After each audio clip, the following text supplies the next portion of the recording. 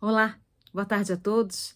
É com satisfação que inicio essa fala, agradecendo primeiramente à professora Eliana de Simone a oportunidade de participar desse evento comemorativo de Clarice Lispector, seu centenário, e de repartir a minha experiência como leitora da obra de uma das autoras que me despertaram para os estudos literários. Ainda que para essa data eu não tenha planejado exatamente um estudo crítico sobre a produção de Clarice Lispector, não pretendo abrir mão dos referenciais especializados que tanto prezo. O meu propósito aqui é, como se fosse um passeio, percorrermos juntos as páginas fluidas de um conjunto narrativo que fixou os olhos nos pormenores, na introspecção e na potência da linguagem. O meu primeiro contato com a obra de Clarice Lispector ocorreu na infância. Essa prestigiada escritora escreveu algumas obras para o público infantil, a exemplo de A Vida Íntima de Laura, lançando luzes para o mundo interior de uma galinha. Em outra narrativa, O Mistério do Coelho Pensante, conduziu a criança para o reino das palavras e do questionamento. Através disso, a autora trabalhou a paixão humana e as contradições a partir da história de um coelho que conseguiu cheirar uma ideia de fugir da gaiola, contando ainda suas motivações e as suas formas de fuga. Com recursos de oralidade e do diálogo, esse enredo para crianças termina, na verdade, sem nenhuma conclusão. O fim da narrativa é exatamente assim. Quando você descobrir, você me conta. Eu é que não vou franzir meu nariz porque já estou cansada, meu bem, de só comer cenoura. O Mistério do Coelho Pensante é uma obra premiada com o troféu do melhor livro infantil em 1967. Mas inicialmente foi escrita para a exclusividade do seu filho Paulo. É uma história policial escrita com intuição, mas ela também foi escrita ao mesmo tempo de uma outra obra, dessa vez voltada para adultos, A Maçã no Escuro. As palavras da autora na introdução de O Mistério do Coelho Pensante podem ser estendidas aos seus outros livros. São histórias para serem contadas oralmente, e as muitas entrelinhas devem ser preenchidas com explicações, pois o mistério significa antes uma conversa íntima que desliza. Trata-se mais de um diálogo do que uma história de fato. Com isso, a narrativa de Clarice Lispector mostra à criança leitora a gestação de uma escrita. Também essa escrita deslizante, como seria uma conversa. E põe a criança diante da questão do ato de escrever. Temática que, aliás, é recorrente na maioria dos seus textos, como nós vamos ver nessa tarde. Para entendermos melhor esse aspecto marcante do conjunto narrativo de Clarice Lispector, é importante sublinhar que o ato de escrever é uma questão que não escapa a nenhum de seus livros, nem mesmo aos livros voltados para a criança. E é por isso que a autora escreve uma introdução ao Mistério do Coelho Pensante, dizendo exatamente o seguinte: essa história só serve para a criança que simpatiza com o coelho. Foi escrita a pedido ordem de Paulo, quando ele era menor e ainda não tinha descoberto simpatias mais fortes. O Mistério do Coelho Pensante é também minha discreta homenagem a dois coelhos que pertenceram a Pedro e Paulo, meus filhos. Coelhos aqueles que nos deram muita dor de cabeça e muita surpresa de encantamento. Como a história foi escrita para exclusivo uso doméstico, deixei todas as entrelinhas para as explicações orais. Peço desculpas a pais e mães, tios e tias e avós pela contribuição forçada que serão obrigados a dar. Mas, pelo menos, posso garantir, por experiência própria, que a parte oral desta história é a melhor dela. Conversar sobre coelho é muito bom. Aliás, esse mistério é mais uma conversa íntima do que uma história. Daí ser muito mais extensa para do que seu aparente número de páginas. Na verdade, só acaba quando a criança descobre outros mistérios. C.L. Assinando C.L., esse livro para criança guarda os eixos em volta dos quais orbita a escrita de Clarice Lispector: a oralidade, a inconclusão, a ruptura com a linearidade, a sugestão e a exploração da linguagem. São aspectos formais do texto que, a partir de uma atmosfera insólita e muitas vezes até volátil, proporcionam a exploração da riqueza da alma, as inquietudes humanas e o mundo interno das personagens, ingredientes que fizeram desta autora um dos principais nomes da literatura brasileira da segunda metade do século XX. Ao todo, foram 9 romances que seguem o mesmo ritmo da escrita de O Mistério do Coelho Pensante. Seu primeiro livro, Perto do Coração Selvagem, foi publicado em 1944. E as situações e personagens vão surgindo através de metáforas que se articulam ficcionalmente através daquilo que chamamos de fluxo de consciência. O enredo, a história provável, constrói a quem lê.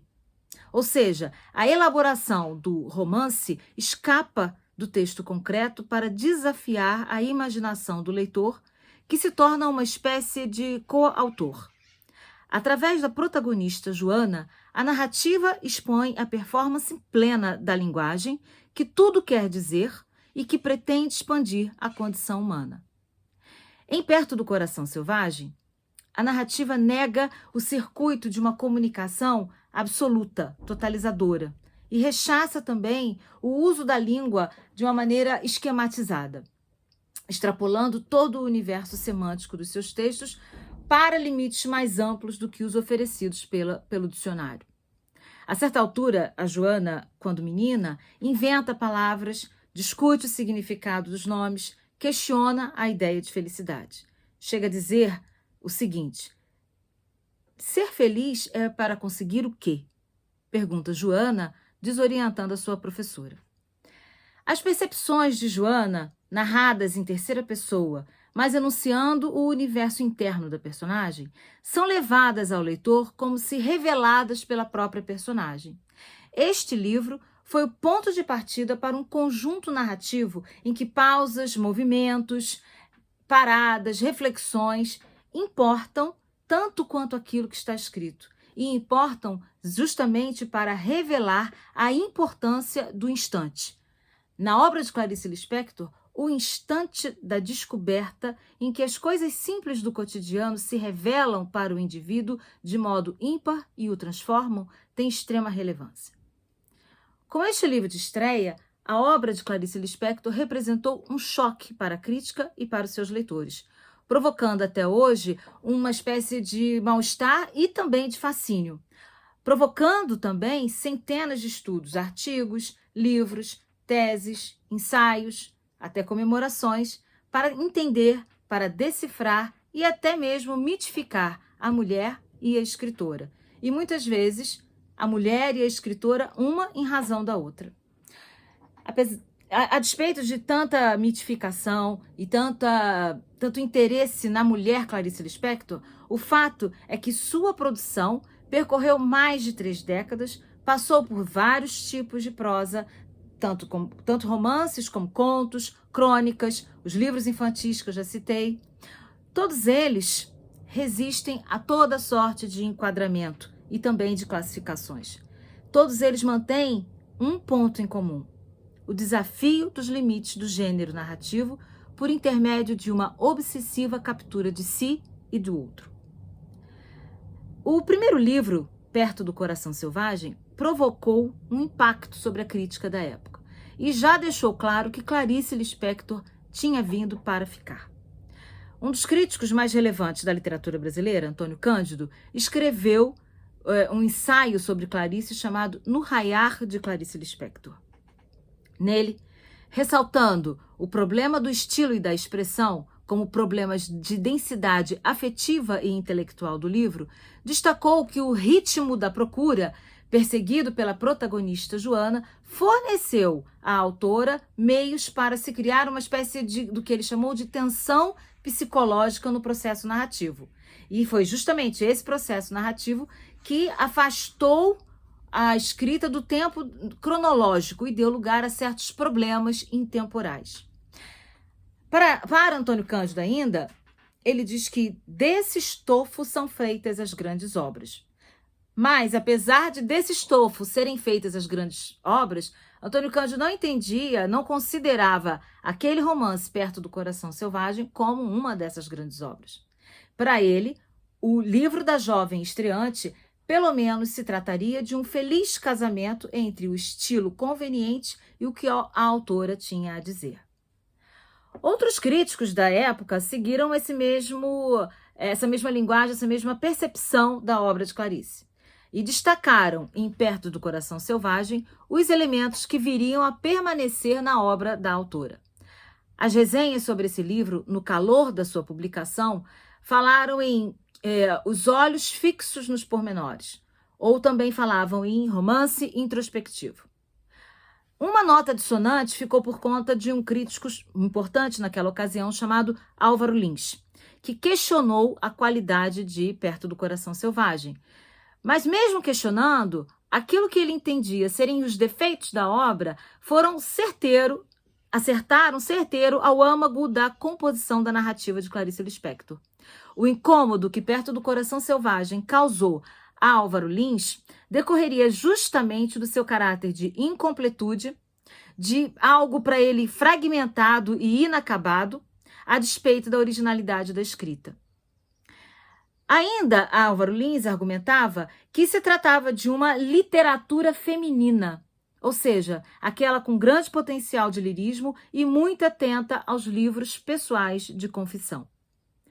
Também como viés introdutório, Álvaro Lins assinalou as propriedades do romance moderno e o mundo psicológico nele formulado, o que já teria sido explorado por James Joyce e Virginia Woolf.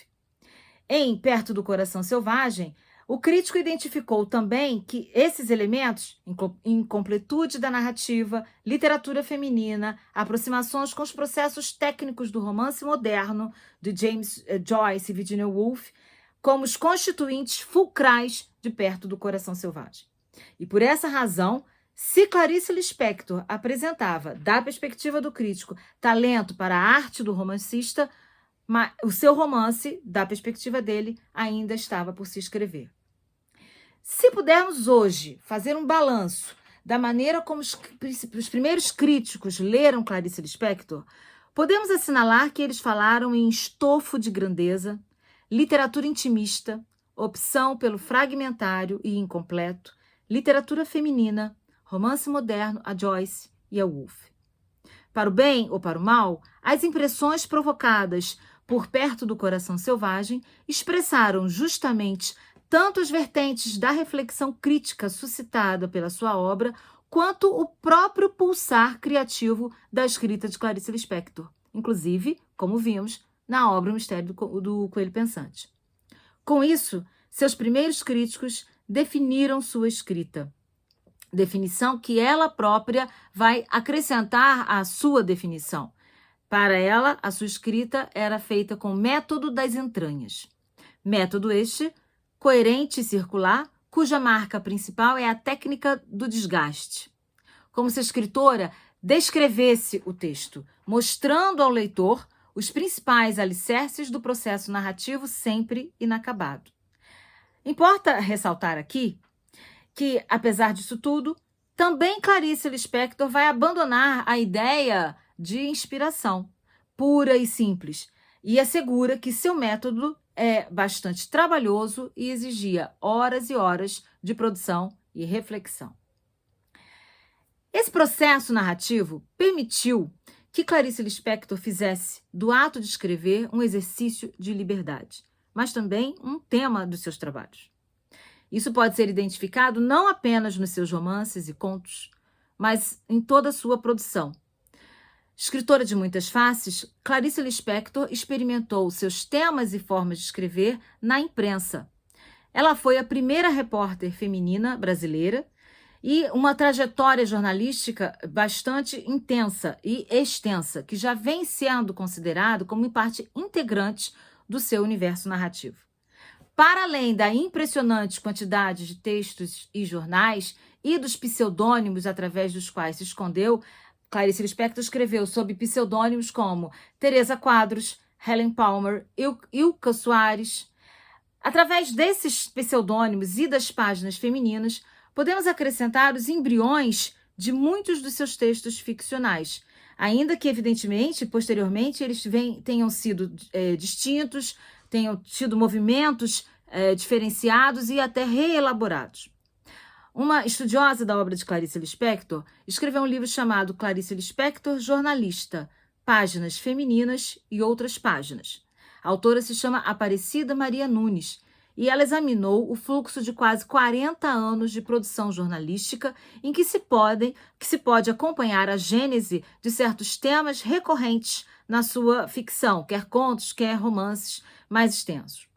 Dentre os quais, os temas que estão presentes na sua produção na imprensa são as baratas e as galinhas. O ponto de partida da sua atividade na imprensa foi a coluna Entre Mulheres, do jornal Correio da Manhã, jornal em que, além de encontrar a consagração, iniciou também sua escrita para o público infantil. Na revista Senhor, Clarice Lispector, assinando apenas com as iniciais C.L., sustentou a coluna Children's Corner, cujos textos, nem sempre dirigidos às crianças, mas sempre tematizando a escrita e ao ato de escrever, foram publicados na segunda parte do livro Legião Estrangeira e, posteriormente, republicados sob o título Para Não Esquecer.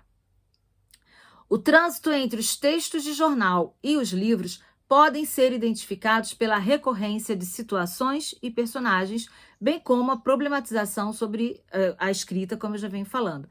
Essa questão do jornal e do livro é frequente na literatura brasileira, em que o próprio autor tem a oportunidade de refletir sobre o que é escrever e sobre o processo de escrita. Como eu já disse, recorrente, na verdade, mais do que recorrente, é onipresente na obra de Clarice Lispector. Inclusive, as suas anotações, as suas memórias, as suas cartas trazem essa questão. No livro que eu já citei aqui, o Para Não Esquecer, publicado pela editora Ática, ela também vai tematizar em pequenas notas, em pequenos fragmentos, essa questão. Para Não Esquecer é uma reunião de notas e fragmentos em que o leitor pode ver exposta uma possível teoria da autora sobre sua arte de escrever. Vejamos alguns fragmentos. O fragmento 13 se chama Mas já que se há de escrever, e diz: Mas já que se há de escrever, que ao menos não se esmaguem com palavras as entrelinhas. O fragmento 28 se intitula Escrever, Humildade Técnica, e diz Clarice: Essa incapacidade de atingir, de entender, é que faz com que eu, por instinto de quê? Procure um modo de falar que me leve mais depressa ao entendimento. Esse modo, esse estilo, já foi chamado de várias coisas, mas não do que realmente e apenas é. Uma procura humilde. Nunca tive um só problema de expressão. Meu problema é muito mais grave. É o de concepção. Quando falo em humildade, refiro-me à humildade no sentido cristão, como ideal a poder ser alcançado ou não. Refiro-me à humildade que vem da plena consciência de se ser realmente incapaz. Humildade como técnica é o seguinte: só se aproximando humildemente da coisa é que ela não escapa totalmente. Fecha aspas. Trechos como esses, além de outros exemplos como submissão ao processo e escrever, prolongar o tempo, ilustram bem que escrever era mais do que contar uma história. Era, para Clarice, a essência da sua própria vida. Não se trata aqui de falar de uma posição programática ou de propostas de vanguarda ou de lançamento de um conjunto de ideias para serem seguidas. Trata-se de um dos dilemas centrais que atravessaram a sua produção. Até mesmo nos contos, um gênero que elimina qualquer excesso, a reflexão sobre a escrita, sobre a linguagem, é uma reflexão presente na sua obra que tem por uma finalidade revolver o universo feminino. Assim é o livro Uma Reunião de Contos, chamado Laços de Família, publicado em 1960. Sobre esse livro, outro escritor brasileiro, Érico Veríssimo, afirmou se tratar da mais importante obra publicada desde a era pós-machadiana.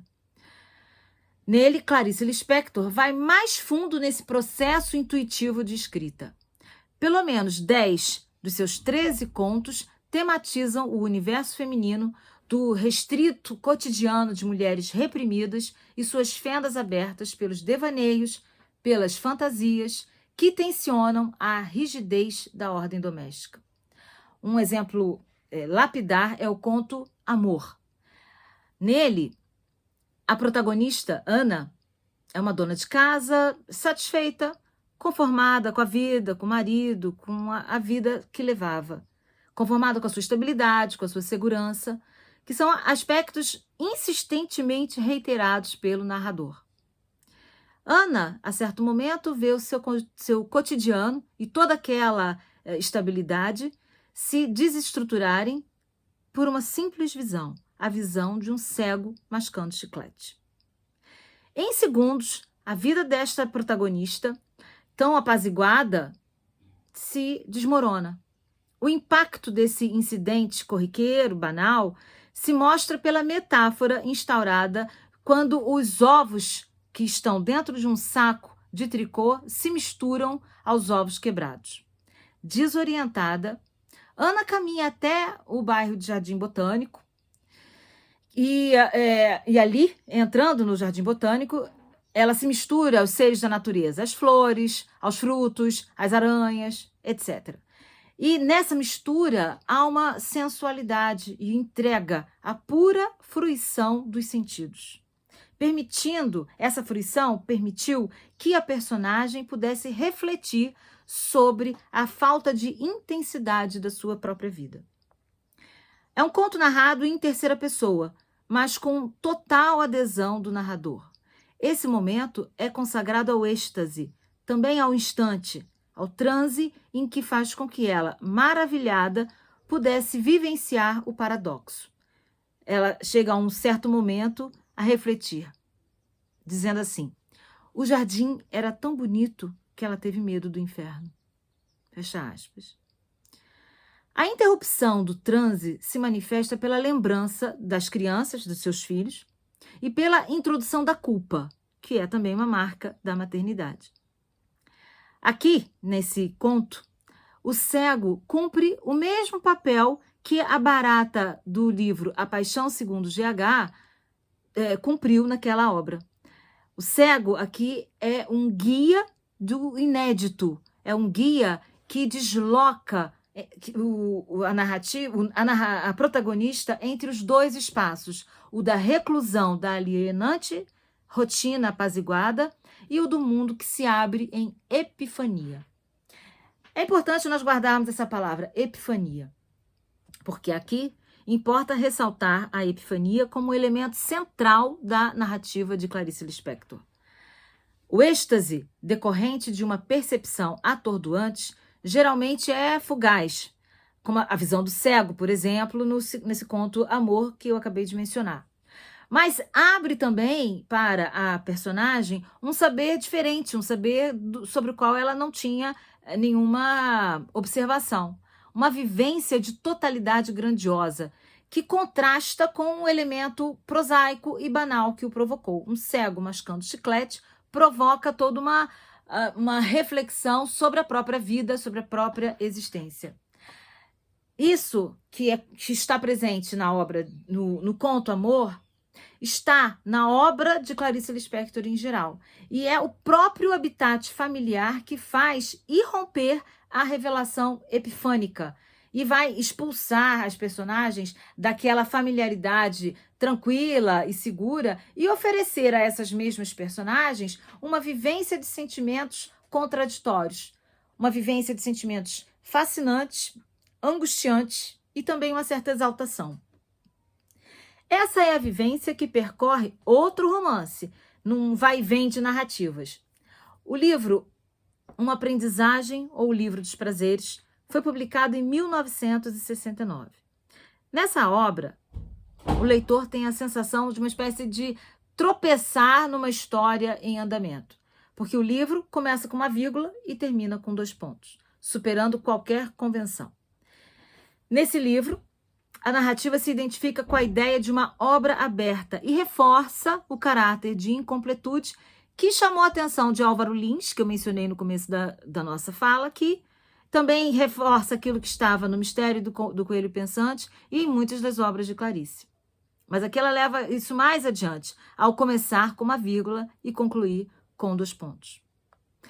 Frustrando as expectativas de uma narrativa corriqueira e amorosa, a obra tematiza os não fatos que levariam ao convívio de um homem e uma mulher, nesse caso aqui, mas retraça a possibilidade de o amor ser a revelação do próprio eu. Uma aprendizagem ou o livro dos prazeres narra a história entre um professor de filosofia, Ulisses, e a professora primária, Lore. E é desenhada a partir do processo do amadurecimento do homem e da mulher para que pudessem se encontrar numa relação simétrica e também transparente.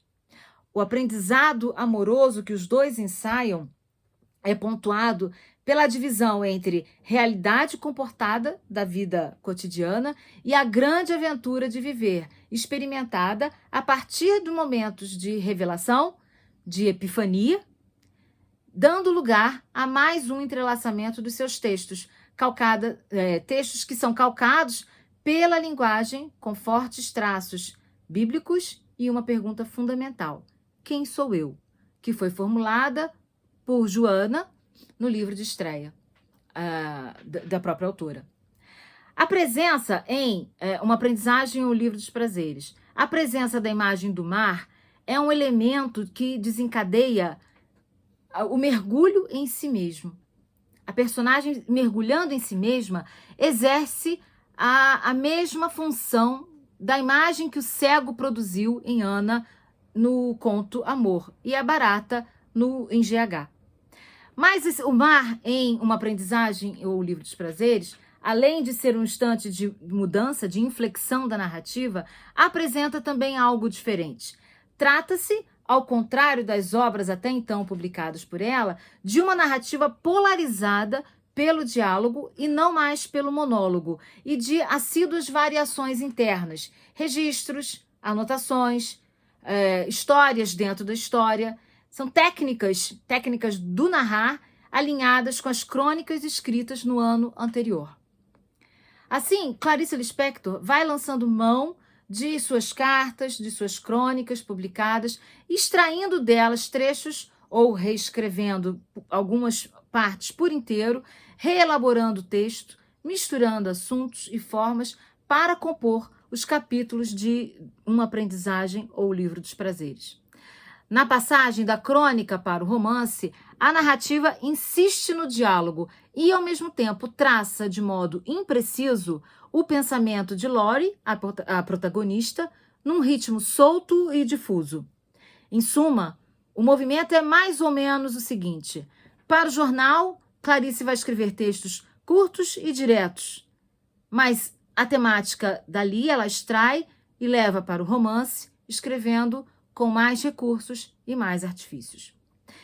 Em uma aprendizagem ou o livro dos prazeres, como eu já disse, que começa com uma vírgula e termina com 2 pontos, a autora desmonta a ideia de uma história plena, como se nós pudéssemos captar a plenitude de um acontecimento. E ela acaba por narrar a história progressiva de uma mulher que caminha corajosamente da dor ao prazer. Da dor ao prazer no mergulho de si mesma. Se Clarice Lispector abre mão nessa obra da introspecção, que tinha sido uma das suas características, sua marca registrada, por assim dizer, aqui a narrativa trata da transparência e simetria no jogo amoroso do casal. A fluência desse romance é operada justamente pela incompletude do texto, construído por anotações e por uma gama de convergências de textos. Esse livro flui ainda por invocar a relação do escritor brasileiro com o veículo jornalístico e sobre a discussão sobre o gênero literário que ela vai sempre estar fazendo.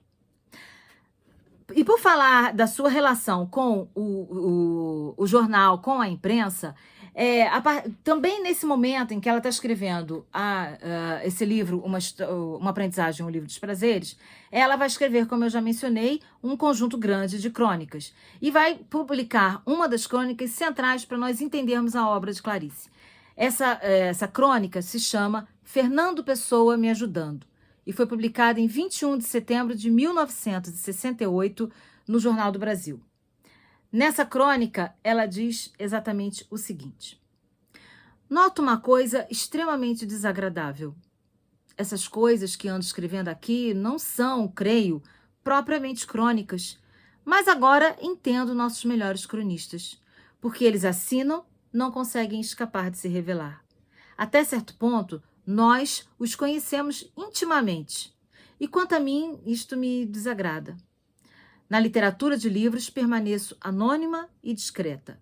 Nesta coluna, estou de algum modo me dando a conhecer. Perco minha intimidade secreta? Mas que fazer? Já que escrevo ao correr da máquina e quando vejo, revelei certa parte minha. Acho que se escrever sobre o problema da superprodução do café no Brasil, terminarei sendo pessoal. Daqui em breve serei popular? Isto me assusta. Vou ver o que posso fazer, se é que posso. O que consola é a frase de Fernando Pessoa que li citada. Falar é o modo mais simples de nos tornarmos desconhecidos. Ao invocar nessa crônica, em que ela fala da pessoalidade no seu processo de escrita, e aqui a gente pode recordar que lá no Mistério do Coelho Pensante ela fala de um episódio familiar, o pedido do seu filho, é um traço, então, da sua vivência, do seu cotidiano na escrita. É importante lembrar que, ao falar da pessoalidade, ela evoca a imagem de Fernando Pessoa, poeta português de múltiplas máscaras. Aqui, Clarice Lispector aponta para uma concepção de escrita que, não sendo exatamente modernista, elabora os dilemas da modernidade e da própria composição da imagem do autor como igualmente um gesto ficcional. O que se depreende dessa crônica, Fernando Pessoa Me Ajudando, o que se depreende dessa crônica é um princípio. A pessoalidade é uma composição textual, mas é uma reelaboração, cujos significados compõem no corpo a corpo com o texto, isto é, na prática da leitura, que se processa ao se examinar o arcabouço da escritura. Assim, quando se trata de estudar os vários caminhos narrados por Clarice Lispector, dispondo-os da maneira como ela os ordenou, é importante nos atentarmos para a sua matéria-prima, a linguagem.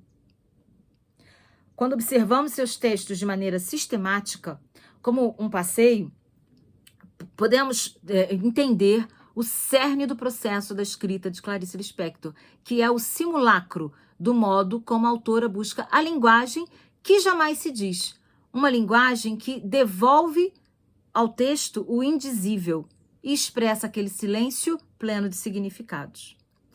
Um dos momentos plenos de significado é o momento da morte, tema que aparece no final da sua trajetória, o seu último livro publicado em vida, o livro A Hora da Estrela.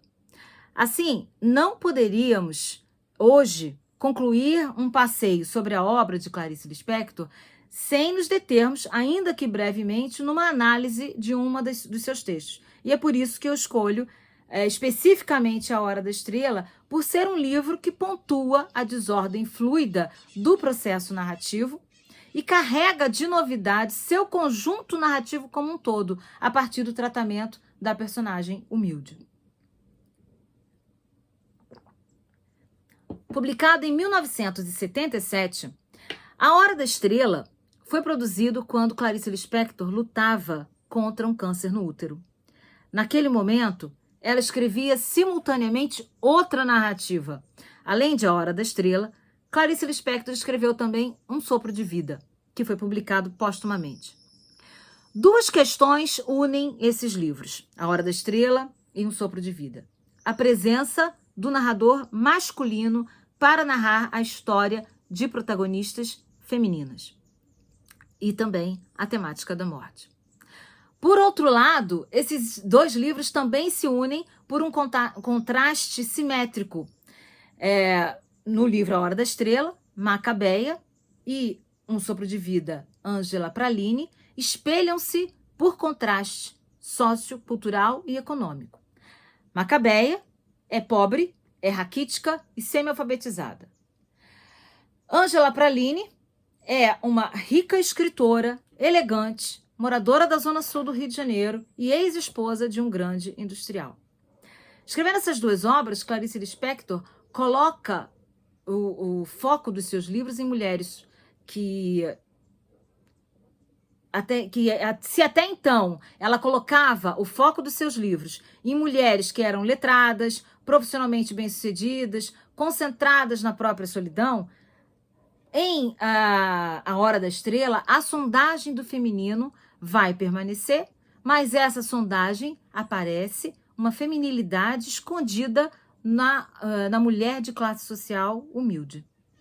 Importa ressaltar aqui que será através da mulher humilde, justamente, que Clarice Lispector vai oferecer ao leitor toda a radiografia do seu processo de criação. A curta história de Macabeia, que é uma moça nordestina, que, segundo o narrador, abre aspas, vivia num atordoado limbo entre o céu e o inferno. Ainda segundo o narrador, uma mulher que não fazia falta a ninguém. Através de uma mulher com essas características, Clarice Lispector vai interpor no âmbito da narrativa a problematização da difícil tarefa de narrar, no jogo entre personagem, narrador e leitor. A Hora da Estrela é composta por 12 segmentos irregulares. Trata da história de uma mulher, a lagoana Macabeia, migrante nordestina, semi-alfabetizada, que vive no Rio de Janeiro miseravelmente. Nessa cidade, ela conhece outro nordestino, o paraibano Olímpio de Jesus, que, segundo o narrador, de Jesus é sobrenome de quem não tem pai. E com quem ela tem um desajeitado relacionamento amoroso. A sua colega de trabalho, Glória, que é uma carioca da gema, carioca da gema é aquela pessoa que nasceu na capital do Rio de Janeiro. Glória vai roubar Olímpio de Jesus, de Macabeia, rouba um namorado, por conselho de uma cartomante. E ela indica essa mesma cartomante, Madame Carlota, a Macabeia, né? Sugere que Macabeia procure Madame Carlota. Através da cartomante Madame Carlota, que é uma ex-prostituta, Macabeia receberá pela primeira vez um destino iluminado de riqueza e casamento com um homem estrangeiro. Espantada, só então percebe o quanto a sua vida era uma miséria. Mesmo assim, Macabeia se vê, ao sair da sessão da Madame Carlota, ela se sente grávida de futuro. E já se sentindo outra pessoa, ela é então atropelada por um Mercedes-Benz amarelo, morrendo na calçada. É uma história triste, e nessa narrativa percebe-se nitidamente, desde as suas primeiras páginas, que a narrativa se volta para a busca, a qual, no fundo, é uma das grandes obsessões da escritora, a incomunicabilidade, porque Macabeia mal consegue se expressar. É uma história triste, com muitos aspectos de comicidade. As dúvidas sobre como e o que escrever, as de composição, as dúvidas sobre o modo obscuro de se aproximar da coisa narrada estão o tempo todo presentes e se misturam à narração da história de Macabeia. Essas questões, que foram moduladas de livro a livro, são transfiguradas aqui e submetidas ao relato dessa moça humilde, Macabeia, personagem que faz o livro comungar com o que há de melhor do chamado romance social de 1930, que teve no Brasil a marca do regional e conjuga dois relatos cruzados. O do próprio narrador, que nessa obra se chama Rodrigo M. S., que se faz também, às vezes, de personagem, e a própria história da narração, que conta a si mesma, problematizando a difícil arte de narrar. Esse movimento de autoindagação do romance, que configura, no entendimento de Judith Rosenbaum, uma espécie de poética da narração, é um mecanismo de aproximação do objeto narrado, sem o destruir, e a própria escrita, ao lado do tema da pobreza. São duas faces da busca, o assunto em si e a moldura verossímil para falar da pobreza. A autora fez muito mistério sobre esse livro, mas o ponto crucial é ter projetado em Macabeia o sentido de ser fora do lugar, a vivência de ser estrangeiro, que são vivências, essa sensação de ser estrangeiro foi também uma vivência da própria Clarice Lispector. A persona masculina do narrador, implicada aqui nesse jogo ficcional, explicita o que deveria ficar oculto, o autor por trás do processo de criação. Ao narrar a história de uma mulher anônima, excluída de posses econômicas e sociais, destituída até da palavra, diz o narrador, ela falava sim, mas era extremamente muda. Uma personagem que vive seu instante de subjetivação e consciência na hora da sua própria morte. Ao narrar essas questões, Clarice Lispector vai muito além do assunto e opera a narrativa em articulação com a sua própria obra e com uma vasta gama da tradição brasileira.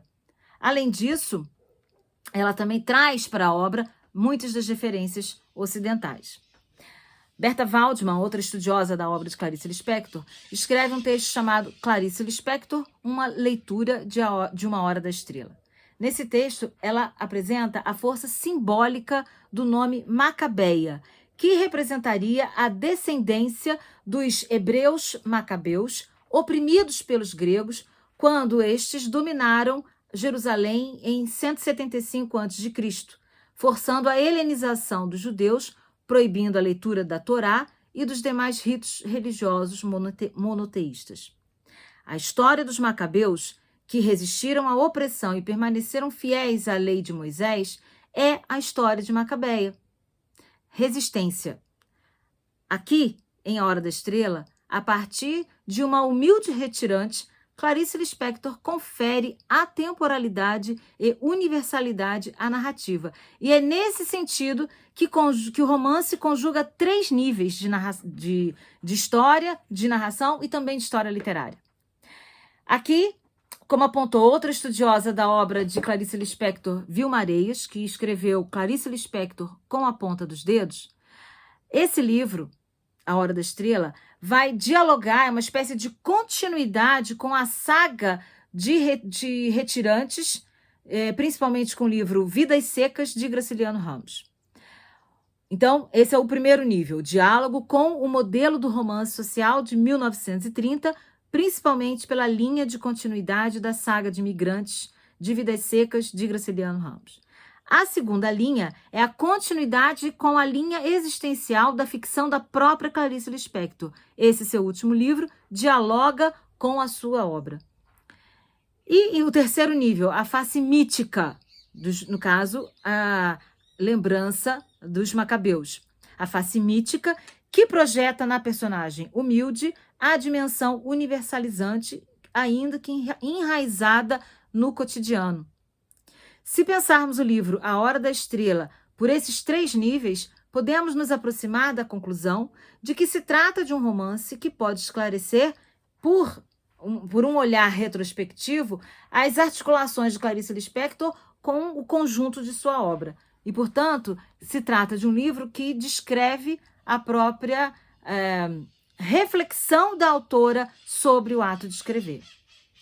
Assim, caminhando então para o fim, o que procurei apresentar aqui foram as questões centrais da obra de Clarice Lispector, através da minha experiência como leitora e também em relação às reflexões produzidas pelos críticos especializados na obra da autora.